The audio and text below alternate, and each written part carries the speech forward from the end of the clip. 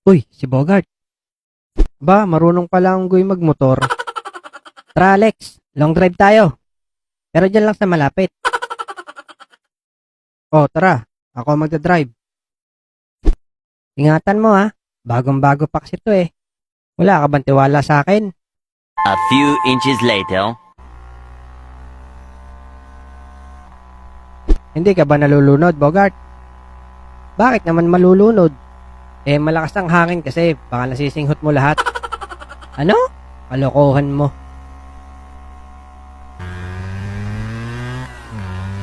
Hehehehe. Kaya nyo to? Lex, oh. Naka-Superman pa ang loko. Ba, mayabang ka ha. Kapit, Bogart.